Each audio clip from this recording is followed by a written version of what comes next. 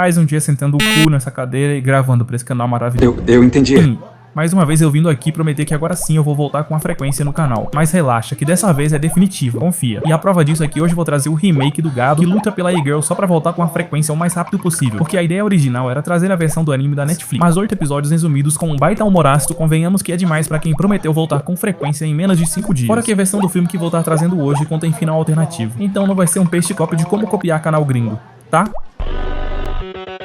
Aí o filme começa com o guitarrista sendo julgado pelos amigos por estar fazendo live action de Boku no Pico, com a K-popper empolgada, porém sem o sorvete na cena. E sim, eu aprendi que é baixista e não guitarrista, mas eu prefiro chamar ele de guitarrista mesmo. E pra matar a curiosidade de quem nunca assistiu, não demora pra K-popper empolgada chegar na cena só pra ficar com os 8 do melado de boa, vendo a turma de The White Stripes e baixo orçamento cantando abertura. E depois dessa corta pro Scott chegando no porão do amigo Yagi dele, só pro filme mostrar que ele é um vagabundo que se alimenta às custas dos outros e ainda leva sarro da irmã caçula. Já no dia seguinte, Scott vai até o colégio da K-popper empolgada na companhia do amigo Yagi, que antes de sair da cena dá um conselho pra K-pop. Eu vou falar pra geral na escola que você se power power, então é melhor chupar de nedar. Ele só fala pra ela que ela é boa demais pra ele. E depois dessa partiu um rolê family friend com um casal indo numa casa de fliperama de seguida, numa loja só pra acabarem sendo zoados pela militante de óculos. E depois dessa o guitarrista leva a Popper pra conhecer o porrão do amigo Yagi dele. Mas calma que o filme só tem 9 minutos até agora. Então ainda é meio cedo pra... Porém de qualquer jeito, tu vê que tudo isso só foi pros caras fazer uma puta transição foda pra mostrar de noite Scott sonhando todo desidratado embaixo, num sol de Vênus, parecendo o hamster desidratado do meu vizinho. E isso até finalmente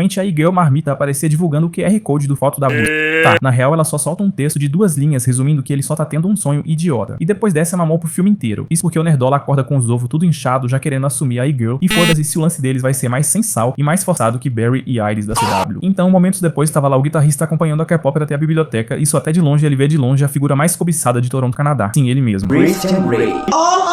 Tá, era só a rodada convertida. E aí mamou pro meu PC da Xuxa porque vou ter que colocar um monte de memes só pra ilustrar o tanto de gosta que o Bojo rouba. E esse TDAH só acaba quando o barbudo acorda ele pra eles irem na vulgo festa da militante de óculos. Digo isso porque parece que os editores colocaram um monte de zumbi 3D da Blender ainda na fase piloto na cena, porque até a morte do bucha do Itachi deve ter mais graça que essa porra. E aí obviamente pra evitar cortar os pulsos, o Nerdola sai pra tirar água do joelho. E só tem ele encontrar outro Nerdola, porém com óculos e com os lábios tudo inchado, parecendo aquele gif do Among Us, só que com as cores tudo invertidas. E aí ele pergunta pro outro Nerdola se ele conhece a e-girl da capa. E em um milissegundo o maluco vira um bot da CIA, vazando todas as informações da e-girl como morada, altura, largura, peso, crush, hobby, idade, natalidade. Só faltava ele ter a memória fotográfica do QR Code do pack de Twitter. E depois de saber também que ela estaria na festa, Nerdola sai procurando a e-girl com a bengala apontada pra frente, até que finalmente ele acha ela fazendo essa cara de... E aqui não diferente de muita gente, confesso que achei de início que maluco ia ficar crachando igual o Intel de 2009 tentando abrir com a fome. Mas esse moleque é bom. Ele manda os figurantes tomar no cu pra logo chegar chamando a marmita pro fight. Eu tenho um pau chifrante. Porém é óbvio que a marmita teria que dar um fora nele pra não ser taxada de vulgar pela sociedade autoproclamada guardiã da decência que vigia condutas alheias com zelo histérico enquanto ignora solenemente a própria incoerência moral. Até porque convenhamos que pra uma e-girl de cabelo pintado topar um match casual com um completo desconhecido sem exigir altos padrões seria o mesmo que colocar estampado num outdoor que o bacalhau dela é mais radioativo que uma piscina tomada pela mija da MC Pipoquinha. E aí depois dessa, o Nerdola fica seguindo a e-girl por toda a festa, parecendo aqueles esquisitão do TikTok que se auto-intitula psicopata só pra seguir trend ou sair tacando merda nos outros e ter como justificar. E claro que depois da festa mais tarde, ele ia contar pro amigo Yagi sobre a e-girl do não QR Code, que mesmo estando sob o efeito da cachaça, não ia perder em dar uma do pingo dos rebeldes contando pra irmã do Nerdola sobre a e-girl do não QR Code só pro Nerdola levar mais um sarro. Já no dia seguinte, Scott faz uma encomenda na Amazon, achando que toda a companhia usa um tipo de sistema de androides humanoides com o perfil padrão inspirado na imagem da garota da Best Buy para entregar encomendas.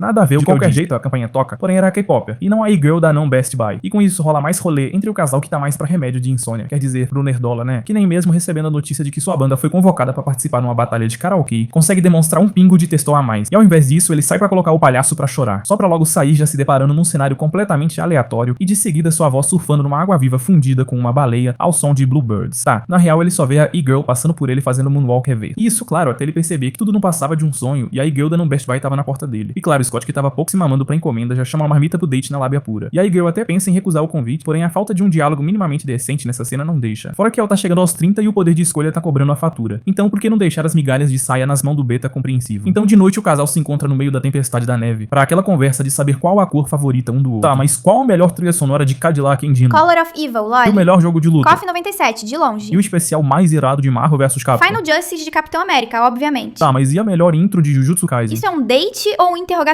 pra uma vaga de segurança na Petrobras? Olha que diálogo merda. Porém, como esse filme é voltado pro público com TDAH, vulgo geração TikTok, não demora pra e-girl da não Best Buy levar o Nerdola pra lhe oferecer uma xícara de chá que momentos depois viria acompanhado de outro tipo de chá que eu sei muito bem que você me entende. Você é virgem? Sou. Tipo, total.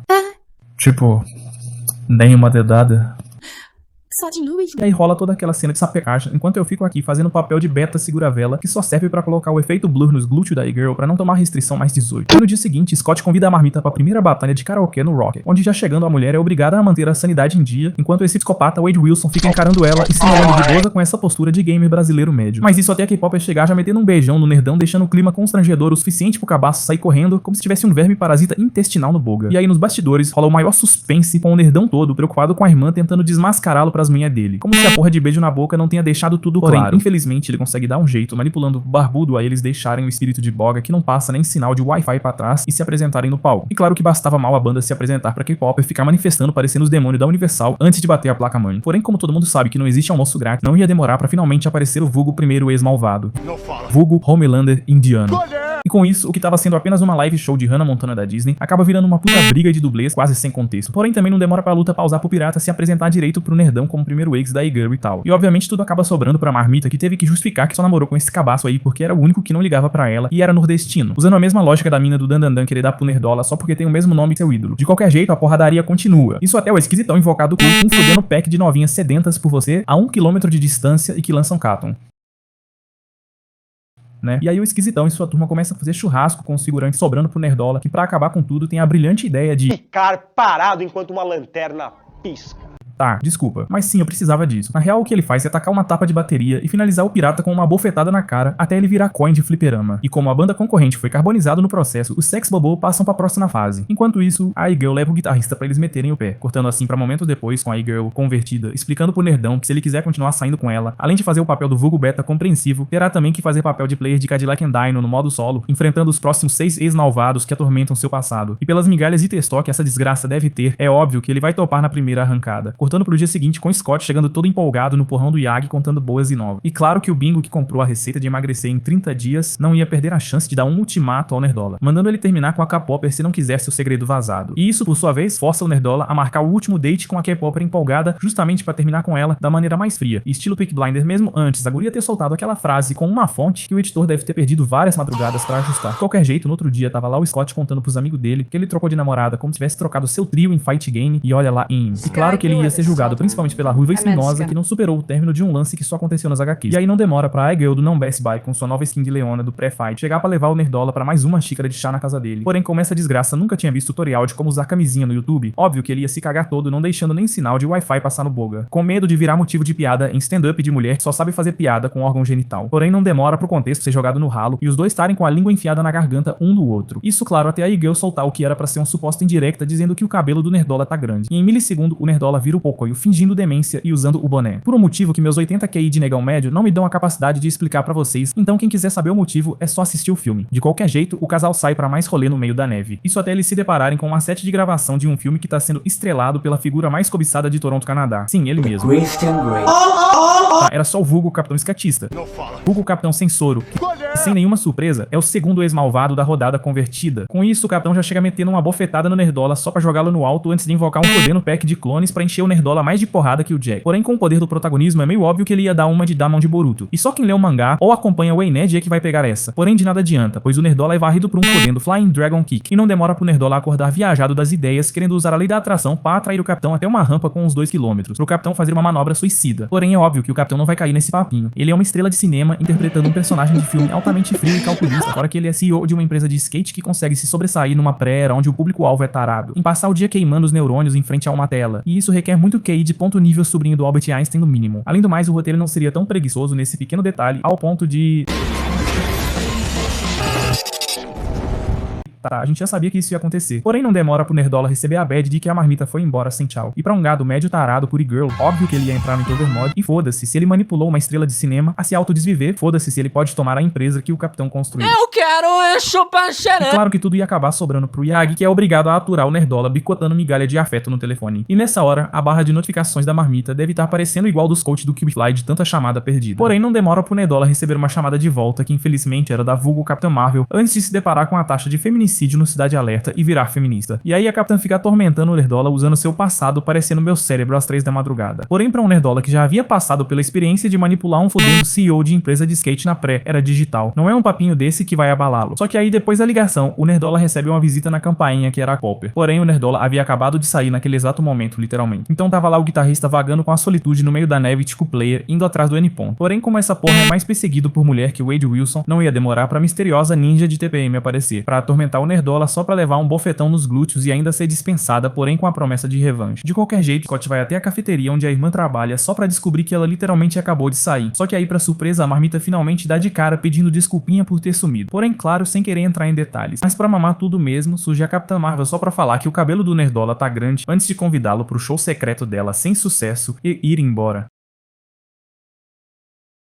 Aí corta pra momentos depois com o casal discutindo sobre seus passados de rodado e tal. E aí o Nerdola revela que o lance dele com a Capitã terminou por conta do par de galhos que lhe foi implantado por ela e um tal de Tori. E sem nenhuma surpresa, a girl do Non Best Buy diz já ter dado uns pegas num tal de Tori. Enfim, aí no outro dia tava lá o Scott recebendo a bad de que sua banda terá que fazer uma abertura estratégica no show solo da Capitã pra ver se o número de fãs aumenta. Enquanto isso, tava lá a psicoticazinha da K-pop espionando tudo pela janela, igual um sniper com uma rifle tática cano longo de precisão cirúrgica com mira telescópica. Tá, foi mal pelo TDAH, mas sim eu precisava disso. E aí a K-pop fica putaça vendo o Nerdola cochilando na marmita. O que nela aciona o Red Pill Mod, porém ao invés de usar o manual das 48 leis do poder como cabeçalho de cama e gastar 3.000 conto em palestra pra ficar gritando igual uma macaco-aranha do Ben 10, ela só muda a cor do cabelo, enquanto joga o discurso menos tóxico do site do passarinho. Batendo palma pra Red Pill, só falta chupar o saco deles nos podcasts, tudo porque que é a validação que seu pai nunca te deu, né? Porém tudo isso só foi pra ela ficar seguindo o rabo de saia dela pelo banheiro. Enquanto isso, a banda do Scott tava tomando o maior balde de água fria em forma de flop. De qualquer jeito, eis que finalmente chegava a hora em que a banda da Capitã ia se apresentar, onde sem nenhuma surpresa, o Nerdola descobre que o mesmo Todd que nele implantou o par de galhos é o mesmo da Ramona. E aí mamou de vez pro Nerdola isso porque logo após a apresentação, Scott e a turma são chamados pros bastidores pela militante de óculos. E lá as duas bandas ficam se encarando com cara de cu,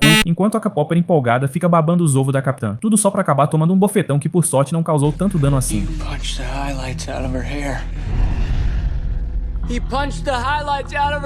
Ufa, por pouco eu deixava escapar esse pequeno detalhe. Obrigado, Neil, por detalhar exatamente o que estava acontecendo na tela, e eu não consegui notar. E Nerdola todo putaço parte pra cima do Alpha já no modo Kurama de 6 caudas, só pra acabar sendo parado pelo Deva e usado de boomerang antes de ser jogado pro alto. Tô falando que isso aí é o mais próximo de live action de Naruto. Me admira que teve gente no primeiro vídeo que não curtiu porque teve referência demais de Naruto. Enfim, e aproveitando que o Nerdola foi pro servidor do Vasco, o Alpha Deva aproveita pra explicar que o poder que ele tem se deve a um motivo que o pessoal que tá assistindo sabe muito bem qual é. Vocês mesmo. Não é ser pedante que fica me julgando porque não sei qual a diferença entre guitarrista e baixista? Agora explica aí de onde vem os poderes do Deva. Já o Nerdola após cair 800 metros e sair de boas. Procura saber do lance do Deva com a Igel pra ver se acha uma brecha pra finalizar o Deva. E a Igel da Non Best Buy conta que ela largou o capitão pra ficar com o Deva só pra logo terminar com ele, após receber a notícia que ele se mudaria pra escola de veganos. E só por isso parece que o Nerdola descobriu o segredo do tigrinho, isso porque maluco já parte pra cima do Deva só pra ser varrido 2 vezes pelo Tensei. Só que aí é revelado que tudo fazia parte do plano do Nerdola, que orquestrou toda essa cena pra dar uma de Ayana Koji, tentando manipular o vegano a tomar leite de soja, que na verdade era leite de vaca, pra ele perder o caminho Deva e ser solado com uma testada. Só que aí pro plot twist é revelado que o Deva sabia que o Nerdola tava tentando dar uma de Ayana Koji pra cima. Isso porque ele lê mentes, e por isso ele pega o outro copo que realmente tinha de soja pra engolir tudo sem engasgar. Só que aí por pouco o filme chegava no nível de plot twist nível Vine Vlogger, isso porque o Nerdola revela que já sabia que o Deva lê mentes, e por isso ele mentiu pra si mesmo no pensamento que ele havia colocado leite de soja no copo, que o Deva caiu de boca sem engasgar. E depois dessa, it's over pro Deva de vez. Isso porque a polícia vegana já chega drenando até a última gota de testol do Deva, até ele ficar só o osso de tão broxa, parecendo carioca Enzo médio que só se garante na bomba. E isso até ele ser desintegrado com uma testada do Nerdola. E uma vez com Scott e a Capitã Quits, corta pro Nerdola e sua turma indo pro rolê, onde o casal volta a discutir sobre seus passados de rodados e tal. Porém dessa vez com o Nerdola puto com além de ter que assumir migalhas cool, tendo que também bancar de Mustafa. E aí a Marmita rebate dizendo: Ué, tu sabe que a mãe solteira sedenta por tu a 1 km de distância é fake, que o Wonderchef Filmora 14 craqueado que tu instalou no PC é puro vírus. Agora me diz, o que fez você achar que um artigo de luxo como deixaria um nerdola como tu usufruir de todos os recursos de graça sem nenhuma pegadinha por trás? Eu tenho cara de VLC mídia por acaso?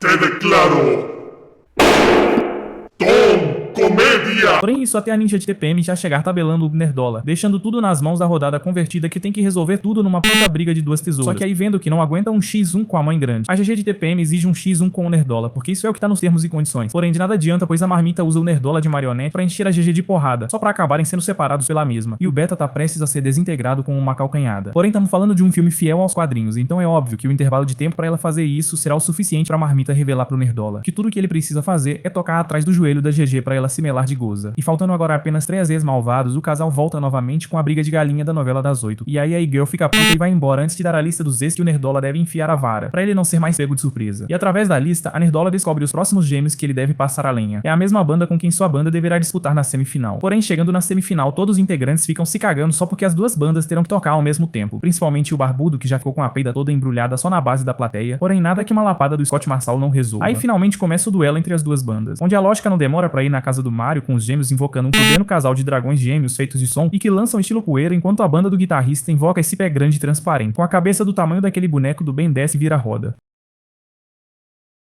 Mas com o poder da amizade, a turma do Nerdola consegue vencer de boas, avançando pra final e pro Nerdola sobrando agora apenas um ex-malvado, que é o mesmo Nerdola talarico tentando craquear o periquito da e-girl. E antes de sair pra bicotar migalha de afeto, o Nerdola pega a vida extra só pra logo se encontrar a psicopata da K-Popper, com a Renata do Voice Maker incorporada nela. Porém, de qualquer jeito, o guitarrista ignora ela pra ir até a girl pra ver se ainda sobra algo pro Beta Spirit. Porém, nessa hora, o Nerdola talarico, que por acaso é o mesmo CEO que organizou o torneio, já havia dominado tudo. Mas pra mamar com tudo mesmo, no momento em que o CEO resolve contratar a banda pra sua gravadora, o Nerdola resolve sair da banda, não sobrando nada pro Beta, porém tudo pro estagiário. Aí então, o Nerdola volta vagando pro N ponto com retorno tocando no fundo. Porém, nada melhor que um discurso motivacional da irmã pra acabar com a bad. Eu vou falar pra geral na escola que esse povo não flower, para melhor chupar de neba. Tá, foi mal. Na real, ela só fala pra ele tomar cuidado pra da próxima não meter coração onde só entra varão. De qualquer jeito, o Nerdola volta pra casa do Yeg, onde ele é indiretamente expulso da casa, porque o Yeg quer mais privacidade pra... Porém, os roteiristas ainda estavam insatisfeitos com a infelicidade do Beta. Então, o Nerdola CEO liga pro Scott pra convidá-lo pra sua festa, como uma forma indireta de provocá-lo. E aí até o Yeg fica puto ao ponto de mandar o Nerdola se arrumar pra meter a madeira no CEO. Aí finalmente chegamos no nível caos, onde o Nerdola já chega chamando o talarico pro X1 puro. Mas antes o talarico pergunta se ele vai mesmo querer lutar pela e-girl da não Best Buy, só pra ter como resposta sim, que no Nerdola desperta o poder do vulgo homem de verdade compreensivo. Mas como estamos falando de um filme inspirado num jogo 100% brawler, é óbvio que antes o Nerdola teria que enfiar a lâmina no spawn de clones com a mesma skin, só pra logo acabar sendo varrido por uma espadada do talarico, que para pra soltar aquele discurso de cutscene impulável. Porém, isso até que a Popper encapetada aparecer de lá da casa do Mario e chamar a marmita por fight. E aí começa a segunda rodada, que termina com o Scott fazendo um ultra Argentine backbreaker pra logo ir separar a briga das fêmeas, confessando ter traído a K-Popper, porém não a e-girl, o que não faz o menor sentido. Porém, antes que o Naldo notasse que foi desmascarado, ele pega por trás com espadada. Opa! Será que tem espaço pra mais um? Calma aí, gracinha, que intimidade é essa? Hoje não precisa de intimidade, meu nobre. Tu te chega e pimba! Será que dá pra repetir a última parte? Acho que eu não peguei a referência. É a frase de efeito pra quando tu já atravessa seus importantes. Já tá, que legal. Mas você tá ligado que isso aí pegou já de pau, né? Ih, fodendo, mostra o replay aí que eu verão merda. Deus só, meu nobre, hoje nunca erra. E foi mal pra galera do Jupa pelo past copy, mas eu precisava disso. Aí então o guitarrista morre, cortando assim novamente pra dimensão do Vasco com o Nerdola todo desidratado. Isso até novamente a e-girl do não Best Buy aparecer pra divulgar o QR Code pro pack de foto da buceta, tá? Ela só veio pra resumir o seu lance com o talarico, que se resume a e-girl bicotar migalha de atenção e ser ignorada pelo Alpha, até certo dia acontecer o inverso. Mesmo drama de Avenida Brasil. E depois dessa a e-girl vai embora, deixando novamente o Beta sem nada sobrando. Mas isso, claro, até ele lembrar que ganhou uma vida extra na semifinal e usar ela pra repetir todo o processo até chegar na festa, já chamando novamente o talarico pro Shih-Tzu. Porém, dessa vez, alegando não lutar pela e-girl, mas sim por si mesmo, estilo inscrito médio do WK, focado apenas no essencial que alheia todo o resto. Aí o Nerdola então faz speedrun no spam de clones pra logo rachar o talarico com uma espadada. Porém, isso não impede a K-Pop de aparecer acertando a e-girl com o Fusion Flying Dragon Key. Mas claro que Scott consegue separar as duas e ter o perdão delas com aquele discurso motivacional de blá blá blá, que vocês vão me perdoar por não improvisar, porque não tenho a mesma criatividade do Zé Renato. E como todo chefe de Brawler Game tem duas fases, o talarico aparece com uma fudendo sabre de luz invocada com selo de Ti, que mesmo anotando no caderno tu não conseguiria ativar. E usando a espada do Cheat Code, o talarico dá uma aula de Kenjutsu no ex-casal Gui, e ainda tem a audácia de fazer a pose de vitória do boss do KOF 2001. Porém, antes que rolasse a troca de saliva, a marmita dá uma joelhada no meninão do nerdão só pra acabar pagando o preço de toda mulher de bandido. Porém, o talarico não ia sair ileso dessa, por isso ele é massacrado por um spam de combos pra no final ser finalizado com uma chutada, que converte ele em alguns bilhões de coins de fliperama, só equivalente ao troco de pão do Elon Musk. Só que isso acaba desencadeando a fase secreta, e agora o Nerdola terá que enfrentar o seu Eldar, cortando assim finalmente pra cena final o suposto final alternativo, onde o Nerdola sai conversando de boas com seu Eldar e até marcando de saírem juntos. E depois dessa, a e-girl da não Best Buy, percebendo que o ex-casal Geek voltou com a mesma sincronia de antes, resolve meter o pé, mas antes agradecendo ao Nerdola por bancar o papel do gado compreensivo psiquiatra de Street Fighter. Digo, por ele ter sido o melhor namorado que ela já teve. E depois dessa, a marmita convertida vai embora, sobrando tudo pra K-Popper, que apesar de ser brutalmente trocada por uma desconhecida só porque em algum momento ela teria quase que o mesmo cabelo que a e-girl da não Best Buy, resolve reassumir o Nerdola. E agora eles podem voltar a jogar o jogo de ninja que eu esqueci de citar que no final seria referenciado. Fim.